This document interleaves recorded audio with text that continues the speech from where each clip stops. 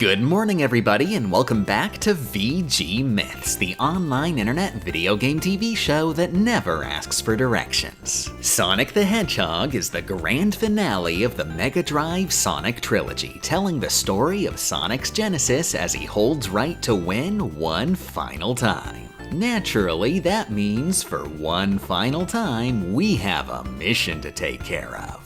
Can you beat Sonic 1 and Knuckles without pressing right or left?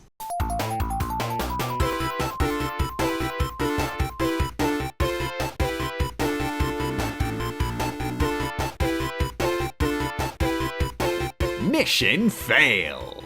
It seems I've made a bafflingly terrible oversight. Sonic 1 and Knuckles isn't a video game that exists! Sonic and Knuckles can lock on to Sonic 3 to create Sonic 3 and Knuckles, and Sonic 2 to create Sonic 2 and Knuckles. But when locked on to Sonic 1, it creates No Way, No Way, No Way, No Way, and Knuckles. Certainly a Sonic 1 game, and certainly and Knuckles, but not technically Sonic 1 and Knuckles. But there is sort of an asterisk. While Sonic 1 and Knuckles doesn't exist officially, a certain Sonic fan by the name of Stealth noticed Sega's unforgivable sin and did their job for them by creating Knuckles the Echidna in Sonic the Hedgehog. This ROM hack is exactly what it says on the tin, Sonic 1 with Knuckles. And it's neat, it's really neat, it's really cool. I like ROM hacks, they're really cool and neat.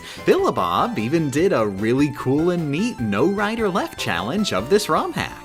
But the thing is, I'm not looking to do a challenge run of a ROM hack. I'm looking to do a challenge run of Sonic the Hedgehog. Only official releases of Sonic the Hedgehog are gonna cut it. And while this ROM hack is a very, very neat and potentially accurate hypothetical of what Sonic 1 and Knuckles would look like, it isn't an official release, so it's non-viable for a challenge run. I should also note, since I got multiple comments about it in the Sonic 2 run, Steam Workshop mods for Sega Mega Drive and Genesis Classics are also non-viable. Sorry, modding an official emulator to unofficially emulate a pirated ROM does not make that pirated ROM an official version. With Sonic the Hedgehog out, there is a certain other video game by the name of Sonic the Hedgehog we can try the run in. Not that one. Not that one either. Try again. Definitely not. Close enough. You probably saw this coming. The Sonic the Hedgehog seen in Sonic Origins is based on the mobile phone remake of Sonic the Hedgehog 1. This version was remade from the ground up with a deceptive paint job to make it look and play very similarly to the original game to an untrained eye, with a few important additions and changes. One of those more obvious changes is fully playable Knuckles. Since it's a remake, it can't technically be considered the same game, but it is unofficial Sonic the Hedgehog in quotation marks, so absent any other options, screw it, it's gonna have to be good enough. With our game selected, the rules will be quick. We're trying to beat the game from start to finish without ever making a right or left directional input. Don't press right, don't press left, and beat the game. It doesn't get simpler than that. With the rules set, let's get this run started.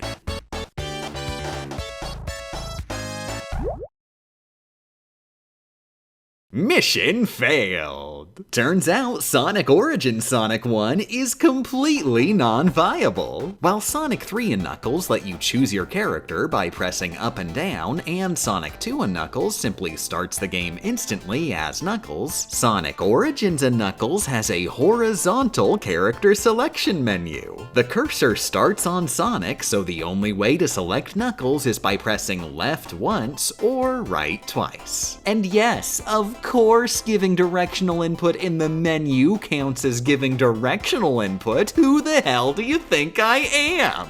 An idiot. That's the correct answer. A dumb, stupid, lying idiot. I initially was just going to no countsies these menu inputs, but in the middle of that evil fake run, I accidentally discovered an incredible super secret ultimate technique. On the PC version of Sonic Origins, you can navigate menus with the mouse. You just click on stuff and it works. You can even click on the button prompts at the bottom of the screen. Everything is fully navigable without directional input. But Miss Gamer Champ, I am incredibly, stupidly, semantically pedantic. In order to navigate these menus, you have to move your mouse right and left. Isn't that basically just moving right and left with a different controller? That's a really incredibly, stupidly, semantically pedantic observation. Which is good. 10 thumbs up. I highly encourage stupid semantic pedantics. It means you're engaging with my vibe. But luckily, don't worry, moving the mouse right and left is definitively, objectively, legally not right or left directional input. Let's head into the Sonic Origins options menu, which features a controller options screen that allows us to remap most functions you'll ever see in any of Sonic Origins games. Located within is what we're hyper-specifically looking for, input options for left and right directional movement. These are the game mechanics we are banning. Whatever is mapped to left movement and right movement is how you move left and right in both Sonic Origins menus and within the games themselves. This menu explicitly, objectively defines the run. And since these aren't mapped to moving the mouse can't be considered moving right or left. We say the mouse is moving right and moving left, but that's just a language limitation. As far as the video game is concerned, this and this are completely different actions. While we're in the options menu, go ahead and remap left and right input to something out of the way, but memorable. I personally went with L1 and R1. But Miss Gamer Champ, in order to remap left and right to L1 and R1, you have to press L1 and R1. That means you press left and right. You just failed the run. Wow, you're really on point today. You're right about one thing. We did technically press the buttons we just mapped to L1 and R1. But hold on a second. Remember, what matters isn't the buttons we press, it's the mechanics those buttons are tied to. But you see, before you pressed L1, it may not have been mapped to the left movement mechanic, but the moment you pressed it, it was remapped to the left movement mechanic, and thus you did, in fact, give a left input.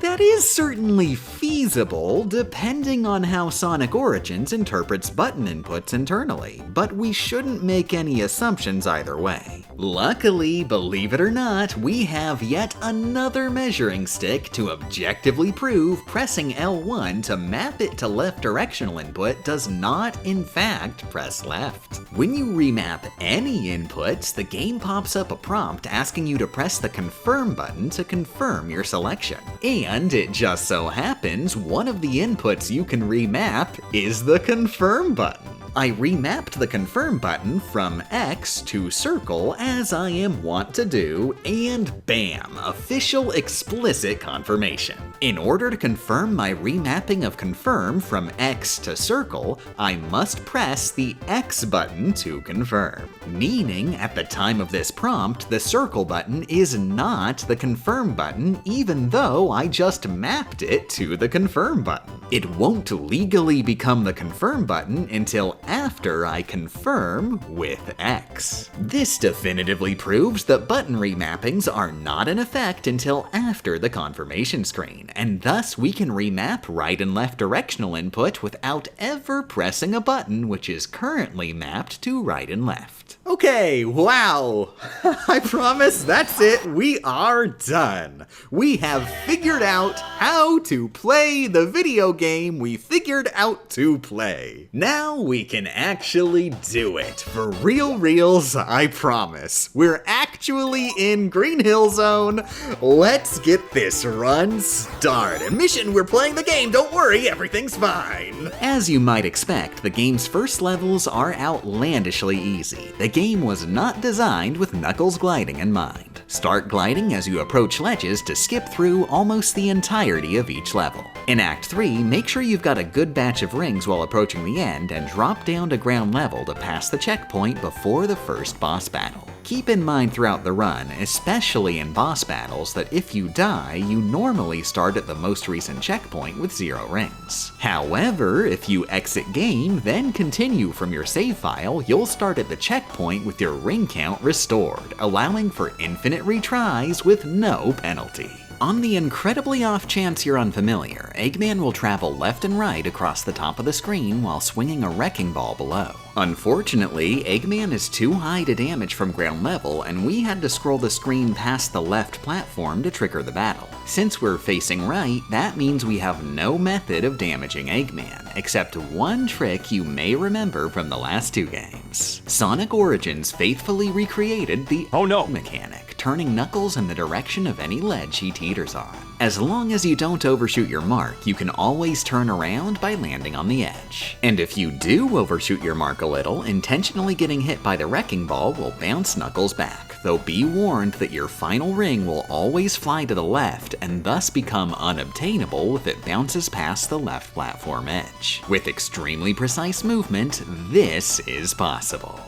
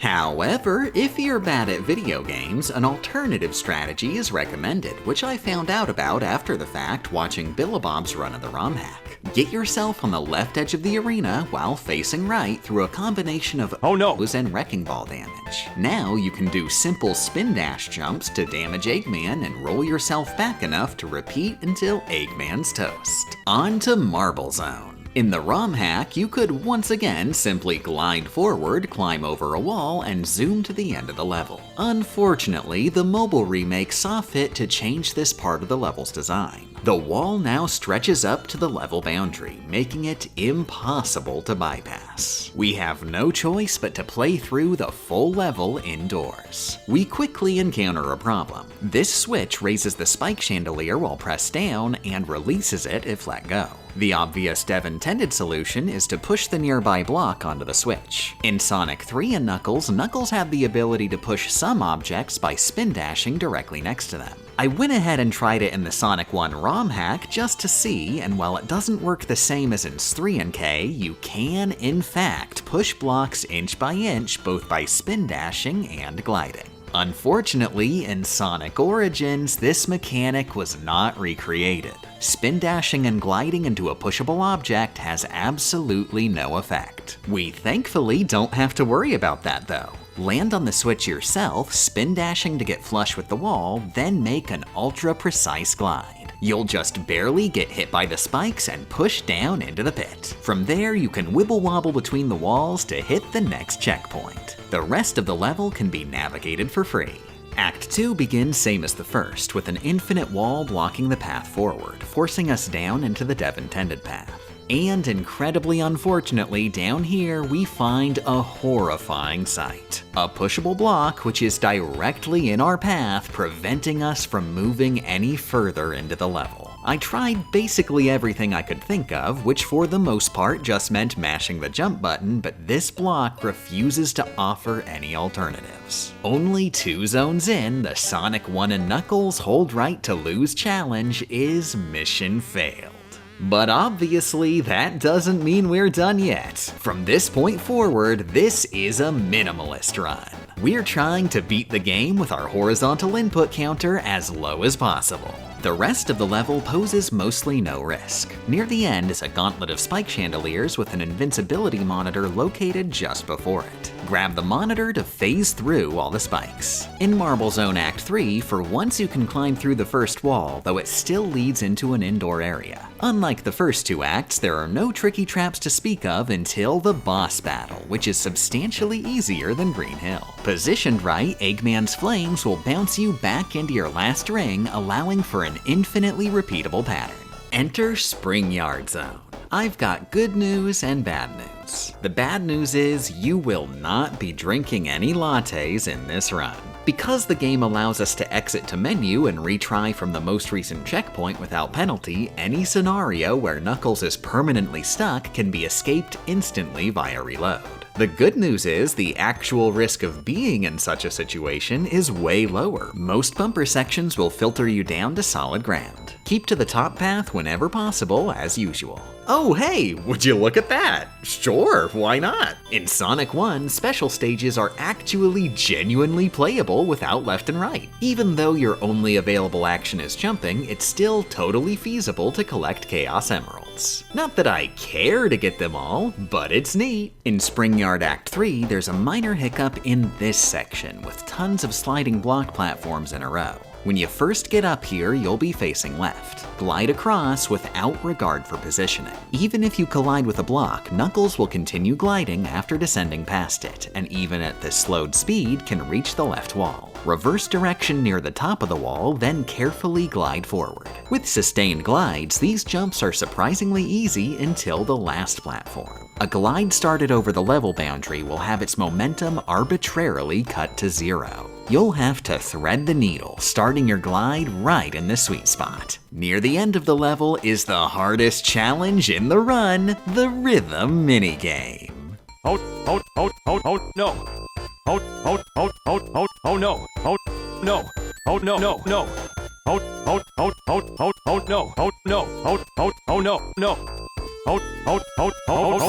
No, no. Finally, we meet up with Eggman. This one is tricky. Eggman is out of our reach until he flies over us, at which point he'll drop down with a spike to pick up and destroy the block we're standing on. The walls on the side are not climbable, meaning it is impossible to turn around barring strats. Those would be ludicrously difficult, so instead I found an easier cheese trick. Eggman will always drop down to the center of the block most of Knuckles is positioned above. With ultra-precise positioning, Knuckles will be far enough from Eggman not to get hit by the spike, yet still capable of balancing on the block directly next to him. Since Knuckles is still standing in exactly the same position, Eggman will continue fruitlessly stabbing the same location. Spam jumps until he blows himself up. Welcome to the most dreaded zone in the game, Labyrinth Zone, taking place almost entirely underwater. Despite its reputation, Act 1 is pathetically easy. There exists a shortcut early on that lets us glide to the end of the level in no time. In Act 2, we encounter more resistance, particularly in this puzzle room. The door will only open when we press a switch, located under this ring monitor. The monitor is coincidentally positioned such that we can't easily approach. There are platforms on both the left and right sides, making a straight glide out of the question. I personally approached from above. You can either thread the needle with a super precise glide, or if you have a brain, grab onto this platform and climb down. From here, precisely glide onto the right platform wall and reverse direction onto the switch. Be super duper careful in your exit. If you bop into the left platform, Knuckles will drop down directly onto a spring and thus get trapped in a latte lock. Start your glide a little late to dodge under. The rest of Labyrinth Zone isn't necessarily going to be easy. It is definitely one of the most dense sections of the game, but each section is for the most part straightforward as long as you keep refilling on air when you get the chance. This also happens to be the only zone without a true boss fight. Eggman just kind of hangs out during the last section of the level with 0 reward for punching him. We let the nerd keep his glasses for once and move into Starlight Zone. Here we'll encounter a new mechanic which poses a significant risk. These spinning fans blow the player away at rapid speed, effectively preventing you from moving in that direction and forcing an about face. Since we're physically incapable of an about face, that seemingly means a latte lock. Luckily, we've got something the devs never took into account, the spin dash. It's a bit wonky and random, but if you keep max speed spin dashing over and over, you'll sometimes roll just far enough to be rocket propelled out the opposite side. In Act 2, you don't have many options. This path upward requires interaction with seesaws. Since we can't glide after a bounce, seesaws are completely useless. Instead, we'll have to precisely fail a glide down into the level's lower path. Said lower path leads us easily to the end of the act, where we meet an abrupt wall. If you go through the trouble of spin dashing past this fan, you'll be rewarded with a bottomless pit. Our only option is left. You only get one shot before you're locked up here. As you're heading into the slope, perform a couple super precise jumps to reverse momentum left and up, completing the act. In Act 3, we'll once again be forced by some seesaws down to the lower path. Keep an eye out for this raising platform. The bottom path itself becomes untraversable past here, but this platform will loop you over to the boss fight. Eggman can only be damaged through use of the seesaws, which seemingly requires a lot of planning and precise movement. Thankfully, while failing at that, I completely accidentally found a winning strategy. But before we execute this strategy, you're gonna need to give me a couple minutes. I genuinely did not expect we'd get this opportunity. BRB.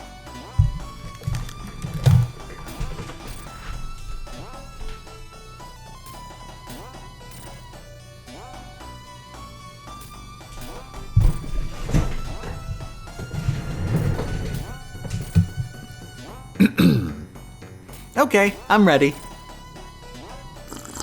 Welcome to the finale, Scrap Brain Zone. Ahem, cough cough cough. In the original version of this script, based on Billabob's video, I mentioned how Scrap Brain was ludicrously more difficult in the ROM hack compared to Sonic Origins. Since in the ROM hack, Knuckles can't jump while in the elevator and is thus stuck facing one direction. Meanwhile, in the remake, Knuckles absolutely can jump in the elevator, eliminating this nightmare scenario. Billabob circumvented this in the ROM hack by doing a ludicrous extreme backward Rube Goldberg into the elevator, arriving at the destination already facing the correct direction. I'm sorry to say, Billabob put in way too much effort. Turns out, by mashing down on the D-pad and the jump button, there's a very small window within this mess of Knuckles animations where he's lower to the ground and still capable of jumping, allowing us to grab onto the wall and turn around the old-fashioned way. I'm sorry, Billabob. Act 3 is a return to a labyrinth-style level, which likewise doesn't throw anything particularly deadly at us except the final checkpoint. With no air bubbles in the middle, you'll need to weave through a tunnel with super precise glides, including into and out of this super tight cubby. Cough, cough, cough. So this part of the script made a lot more sense before the cough coughs came in the earlier part. This is really weird and neat. So we get out of this little cubby by doing exactly the same thing that we would hypothetically have done in the ROM hack in the elevator, which we didn't even need to do in the remake. Isn't that weird that the exact same strategy works in the same kind of situation, but we don't need it in the original situation? but then it comes in handy into this other different but similar situation, and it just works. That's cool and neat to me. I think that's cool and neat. Do the unthinkable and intentionally jump onto a spring to launch Knuckles into Final Zone. When I originally considered this run, I assumed this final boss fight would either be ludicrously astronomically difficult or straight up impossible. Luckily, I only thought that because I expected it to work like the original game. Here in the remake, a wall now exists on the right side of the screen, the top half of which is climbable. Despite my fears, this final boss battle is one of the easiest in the franchise. With Eggman's egg butt kicked for the third and final time, the Sonic 1 and Knuckles hold right to lose run ends with a final score of 1 right press. And if you're curious about the ROM hack, there's better news there, sort of. Billabub proved it is technically possible to complete the run since Marble Zone doesn't have that pesky wall forcing Knuckles to go indoors. However, that final boss battle requires ludicrously absurd timing and luck. Billabub only proved it was possible in a task setting through use of save states. In a full game run, not only would you have to play perfectly, you'd have limited lives and continues. So it's possible, but only in quotation marks. That said, screw it. The Sonic Origins final boss was way too easy. This video needs a satisfying conclusion. So, just for pretensies, I'm gonna use the level select code in this video game that does not exist and see if an actual for real human being can beat it. The battle will officially begin when Knuckles moves slightly past the second pillar. If you move past the boundary of the fourth pillar, it becomes impossible to damage Eggman, and thus an instant death. Try to activate the battle while covering as little distance as possible. Depending on RNG, you will probably instantly die. But if properly positioned and lucky enough, you might be able to get pushed slightly left by the upper pillar, giving you another chance after dodging the electric orbs. You're mostly just waiting for Eggman to pop up in the fourth pillar. If Knuckles glides into Eggman, he'll bounce back and face left. Note that Knuckles does not reverse direction, he simply faces left. If you glide into Eggman while already facing left, Knuckles continues to face left. This is incredibly convenient since, as you may remember, if Knuckles glides into the left edge of the screen, he'll automatically reverse direction. That means left is the safest direction to face. Now that we're here on the left side of the arena, we bide our time and pray for good RNG. You'll need to glide out to dodge the electric orbs, but don't do it immediately. Some of these patterns are harder to dodge than others, and there's a trick to make it easier. They tend toward Knuckles' position at the time they're fired. With Knuckles all the way on the left side, both of the orbs we have to weave between will head left, giving more wiggle room. While perfect RNG would be really nice, you probably won't get it and be forced to improvise a little, moving back towards the third and fourth pillars. After about 45 minutes of attempts, this happened.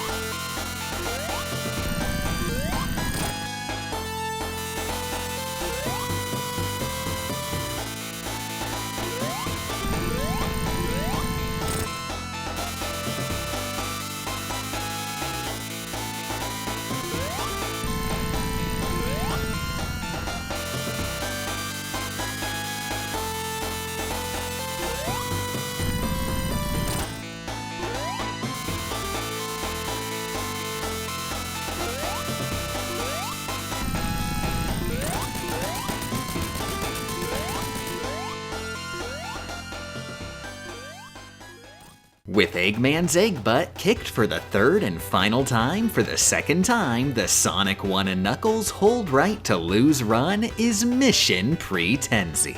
And I've got super duper unprecedented last minute news. You might be aware that famously neat retro achievement site Retroachievements has an achievement set for the Sonic 2 and Knuckles Hold Right to Lose run, devved by extremely snazzy individual Bahamut Void. I did a little pathetically embarrassing begging and brought Bahamut back with a vengeance. You can now earn achievements for completing the No Rider Left challenge in the ROM hack, with mastery requiring a full game run from start to finish. Be warned, this is functionally a different game, so the strats you see in this video may not carry over. And if you're going for that full game run, there's one little extra tidbit you'll need to know. In Green Hill Act 2, there's a Lives Underflow trick. Get yourself to 0 rings near the end of the level, drop to the bottom path, and hopefully you'll see this flying lizard. Escort it to the goal, then die painfully and horribly. If positioned correctly, the game over jingle will overlap with the score tally screen.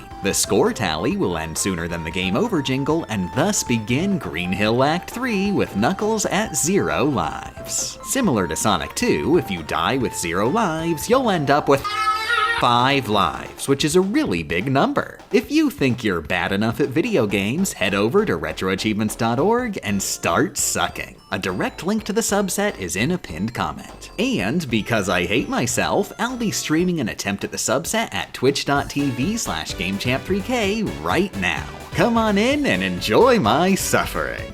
Special thanks to all Patreon backers, including Anon42, Salty Sweet, Leslam, Alex Nelson, Vincent Hall. Can you say hi to Crustacean Creep for me? Sure, hi Crustacean Creep, Crustacean Creep. Evil Game Champ is like Bad Evening Nobody and Unwelcome Forward to WH Facts, the offline on-paper board game movie. Nathaniel Kalita, Jor. Britface says, you think changing the vocal tier can stop my love and support? Arcombs, now I only want to triumph. Plesiosaurs may have given live birth to well-developed babies and were attentive parents who lived in pods. Attempted wholesomeness. Literal cat meant Leaf Wing Cat Girl is gay and doesn't go to bed on time. Revlog if you too are gay and or don't go to bed on time. I saw Substance D growing. I saw death rising from the earth, from the ground itself in one blue field in stubbled color. This list of names was brought to you by viewers like me. Doodlesack12, Trish Handler. Objections words of wisdom for this week: you save your game, you save your life. F. Amadon. Darknit. Frequently a doofus, occasionally an idiot, always a fool. Brisky, Ian Beck. Biohazard. Hey, is anyone missing an underscore? I found one under the rug. Fluff System. Chris Gooslin. Chloe Shuret. Rasp Barrel. Arsonist Cat. Sorio99. Cody Merchant. Madison. Touchtone Banana Phone. Landfair Pawilganiel Gogari Churwum Drob Williant Cilio Gogogoch. Kaiser says, please don't forget to look after your physical, mental, and emotional health while gaming, speedrunning, and challenge. Everyone's favorite clan Ghost Bear Mech Warrior Aurelia. Moomin Biscuit, Trans Rights are Human Rights. Fella, Ken of Red Lions, a shapeshifting mass of cinders and ash. Morgan Duna Nix, Getsugaru, Love Story Gaming TTV, Frilly Lily, Celica, Teheka, Kelzini, Awesome Games. Flame Solus. Macaroni Cat personally endorses running away like a little sissy baby. Autistic Yu-Gi-Oh! Neo Sandman 4040, Spartan Style. Hailerin wants to know where the Luigi fanfiction is, Game Champ. Jinx Shadow. Random Internet Cat is a random cat on the internet and should not under any circumstances be trusted to do non-cat things. Kimberly, the Gamer Bee, finally started HRT. Daybreak, the Auroran Goddess and overambitious dumbass, needs to chug multiple liters of 5-hour energy to get shit done. Transient Fae, Tourbit, Gaming Medic, Zeta is pretty invalid, Zentil, Joshua Bennett, Lonely Agent J, Mind Planet 84, Halo Lucky, Captain Skelly, Fictional Breach, Valkyrie Kane and Skullduggery Pleasant, Starfish at Large, Idramian, Ella, Vanellian, Wayne Monat. I have run out of space for my joke about the Emerald Splash, and now I am very, very sad. ShadowFox0002, Johnny Von Tungle. CK the Penguin supports Miss Champ and states that trans rights are human rights. Eden Usp, the half-dragon, half-witch with half a mind, half-ass, half of this name. Undersea Rexy VT, Penny Collector 1, Tim Tam Toe Jam, Stop Sign EX, Corporal High, Detective Chio. Zytra, but this time I'm making you remember how you pronounced it last time. No easy mode this time, the Arushale Table Building Society, Cassie Raccoona. Negative 3000 P-Mach Mage. I know we've had our differences, but I have to donate for SMW Coinless. Smelly Melly, Quagsire is the best Pokemon. This is not a patron name, this is me, GamerChamp3000, genuinely stating the truth. Also Man 9001 is really bad at changing names for videos. Alizard, K, Paul Morton, Winnie Bagel, Emma Not Emma. All of the names on the right side of Game Champ's screen. Eris, Harmonious Nature, a warlock of unimaginable power. Pumaloaf, the cat loafing puma. Georgie Lubinoff. Squid Gazette, February Meme. Tony Conch, fake Tokafan. Jetstream Jackie wants you to know that her cat Goggles is both fluffy and gay. Simoris, Amber like the resin, but without mosquitoes, please. Zerixan. The A rank with Yoshi no one can achieve. Bluebee, Thufer My Hawet, Lurker Below, Saint Lesbian and Silly World, 90 Nighttime, Lodestar, your #1 fan, Chowder. The Fire Gullet by Thundisa, Reed Thin and immune to Blizzara but not Blizzica, V-Man 6785, Gabe Astich, Fujoshi Urinal, Scott Pompeo. They're called Transformers, not Cisformers. Rhea the God of Fate, but in a different reality. Lula Lockhart likes literation, Psycheclips. Alice, I'm madly in love with you. Ferris V5, Azure Llama, Boopliels. Quack Bunches Evans, Danny Soar, Teriyaki, Junma. Trans right, cis lefts, and non-binary middles. Queen Snew, the dog cat possum girl thing is very good at gender and just might steal yours in the dead of night. Even rats need to take a nap sometimes. Trans Xanax Princess Juno says no, Pac-Man, drugs are bad. The other 2,999 game champs in the basement. Tyler Beauregard. Emir Sabella. Goro Akechi of the Justice Arcana. Hugh from that one place that you surely know, you know? Yeah, you know. Kaio Marsali, Storm 7. Hank J. Wimbledon, Working Retail, and Adorsky.